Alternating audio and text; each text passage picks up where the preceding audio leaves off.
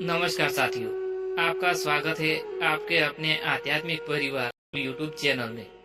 आज हम श्रीमद् भागवत गीता के 16वें अध्याय देवासुर संपत्ति विभाग योग के लाभ और महत्व को समझेंगे, वो भी विस्तार से, गहराई से और एक ऐसे सरल रूप में जिससे हर साधक, हर जिज्ञासु और हर भक्त इसे अपने जीवन में उतार सके। तो चलिए शुरू करते हैं इस दिव्य यात्रा को। श्रीमद् भगवद गीता का 16वां अध्याय एक अत्यंत ही महत्वपूर्ण जागृत करने वाला अध्याय है, जिसका नाम है देवासुर संपत्ति विभाग योग, अर्थात देवताओं और असुरों के स्वभावों का विभाग यानी भिन्नता। भगवान श्री कृष्ण इस अध्याय में हमें बताते हैं कि मनुष्य के भीतर दो प्रकार की प्रवृत्तियां होती है। पहली है देवी प्रवृत्तियां, जैसे अहिंसा, सत्य, क्षमा, शांति भाव, दया, नम्रता आदि। दूसरा है आसुरी प्रवृत्ति, जैसे कि अहंकार, क्रोध, कपट, लोभ, घृणा, दुष्टता आदि। भगवान यह भी स्पष्ट करते हैं कि ये गुण न केवल किसी के आचरण में होते हैं, बल्कि ये वही उस आत्मा की आध्यात्मिक दिशा तय करते हैं, चाहे वो मुक्ति की ओर जाए या बंधन की ओर। इस अध्याय में श्री कृष्ण केवल ज्ञान नहीं दे रहे हैं, वे चेतावनी भी दे रहे हैं, एक सावधानी। वे कह रहे हैं, जागो, पहचानो अपने भीतर के गुणों को। क्या तुम देवत्व की ओर बढ़ रहे हो या अधोगति की ओर जा रहे हो? देवी संपद को अपनाना केवल धार्मिकता नहीं है, यह आध्यात्मिक विज्ञान है।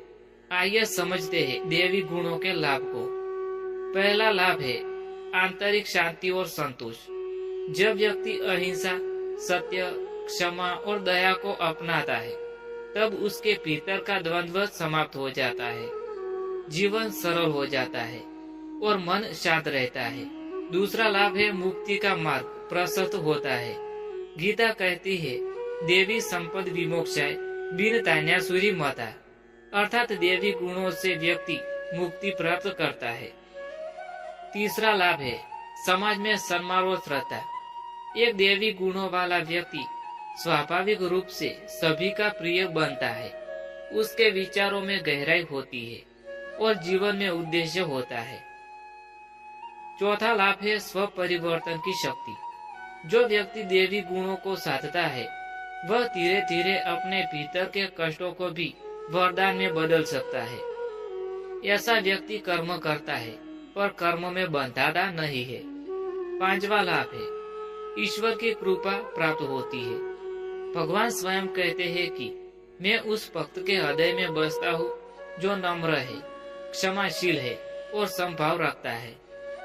दोस्तों, अब हम आपको आसुरी प्रवृत्ति वाले लोगों के नुकसान बताते हैं। आसुरी गुण व्यक्ति को बर्बादी की ओर ले जाते हैं। आइए गहराई से समझते हैं।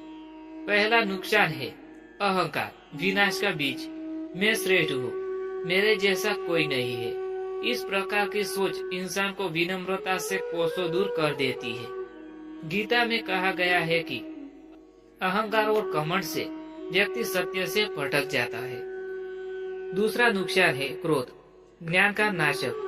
क्रोध बुद्धि को नष्ट करता है, जिससे व्यक्ति सही निर्णय नहीं ले पाता है और गलत निर्णय जीवन को दुखों से भर देता है। तीसरा नुकसान है लोभ, असीम असंतोष। लोभ कभी शांत नहीं होता है, यह व्यक्ति को लगातार दौड़ में बनाए रखता है, जिसमें न सुख है न चैन है। चौथा नुकसान है द्वेष और हिंसा, आत्मा का क्षय होता है। द्वेष करने वाला व्यक्ति आत्मा की ऊर्जा खो देता है, वह कड़वाहट में जीता है और दूसरों को भी दुख देता है। पांचवा नुकसान है धार्मिक विरोधी प्रवृत्तियां। भगवान कहते हैं कि आसुरी लोग धर्म को झूठ मानते हैं और धर्म विरोधी विचार फैलाते हैं। ऐसे लोग अंत में अधोगति को प्राप्त होते हैं। दोस्तों, अब हम आपको बताते हैं वर्तमान समय में 16वें अध्याय का महत्व। आज के युग में जहाँ भौतिकता, प्रतिस्पर्धा और अहंकार ने जीवन को घेर लिया है, वह गीता का यह अध्याय एक जागरण का शंखनाद करता है। पहला महत्व है आत्मनिरीक्षण की आवश्यकता। इस अध्याय को पढ़कर हम खुद से यह प्रश्न पूछते हैं, क्या मैं देवी प्रवृत्ति से परा हूँ या आसुरी प्रवृत्ति से? यह आत्मचिंतन ही आध्यात्मिक यात्रा का पहला कदम है। दूसरा महत्व है नैतिकता और मूल्यों की पुनः स्थापना। आज जब भ्रष्टाचार, असत्य और स्वार्थ सामान्य बन गया है, तब गीता हमें पुनः सत्य, दया और कर्तव्य की ओर लौटने को प्रेरित करती है। तीसरा महत्व है शांति और मन की स्थिरता के लिए मार्गदर्शन। देवी गुणों के अभ्यास से मानसिक रोग, तनाव, चिंता जैसी समस्याओं का समाधान होता है। यह अध्याय एक जीवंत मनोवैज्ञानिक ग्रंथ है, युवाओं के लिए पथदर्शक। आज की पीढ़ी को दिशा की आवश्यकता है। यह अध्याय युवाओं को स्पष्ट बताता है कैसा बनो और किससे बचो। देवी गुण कोई जन्मजात विशेषता नहीं है, यह साधना और अभ्यास से आते हैं। आइए जानते हैं कैसे। पहला गुण है प्रातःकाल ध्यान और आत्मचिंतन। हर दिन की शुरुआत आत्मनिरीक्षण से करें। अपने भीतर जाके कौन से विचार आए, कैसे कर्म किए। दूसरा गुण है सत्य बोलने का संकल्प ले। सत्य एक साधना है, प्रारंभ में कठिन लगेगा, पर यह आपके जीवन को दिव्य बना देगा। तीसरा गुण है क्षमा का अभ्यास। दूसरों को क्षमा करना आत्मा को हल्का कर देता है। यह क्रोध की जड़ों को काट देता है। चौथा गुण है सेवा और परोपकार। नियमित रूप से सेवा कार्य करें। यह अहंकार को मिटा देता है और करुणा को जगाता है।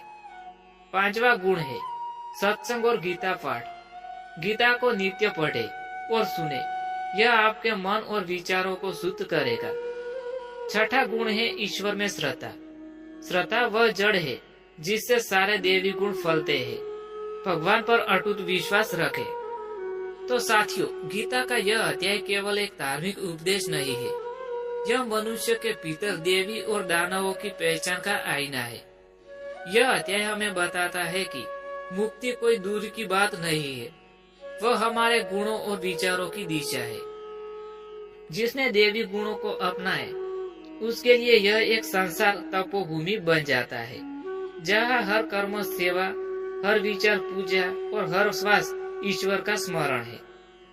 अगर आपको यह गीता ज्ञान लाभकारी लगा हो तो कृपया इसे लाइक करें, कमेंट करें और अधिक से अधिक लोगों तक पहुँचे। और हाँ, अगर आप गीता के हर अध्याय को विस्तार से समझना चाहते हैं तो हमारी चैनल को सब्सक्राइब करना न भूलें। जय श्री हरि, जय श्री कृष्णा।